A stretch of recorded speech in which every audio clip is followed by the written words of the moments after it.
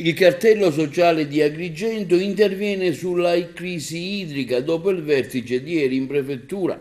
Il cartello sociale afferma come il vertice convocato dal prefetto di Agrigento alla presenza dei sindaci e dei rappresentanti delle forze dell'ordine per fare il punto della grave crisi idrica che sta attraversando il territorio provinciale conferma la gravità della situazione in cui versa il nostro tempo.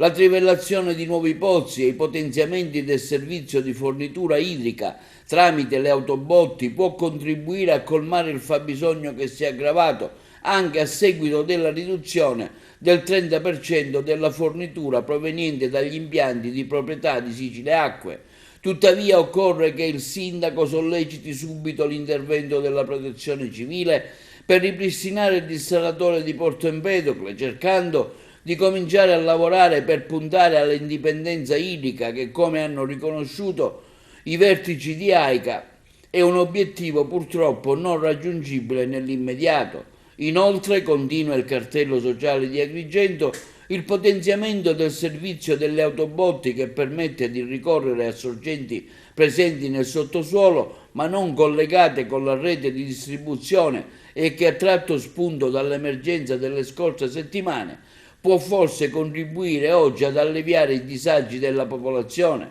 ma bisogna pensare alle prossime settimane, quando a fronte dell'incremento degli arrivi dei turisti aumenterà il fabbisogno del prezioso liquido.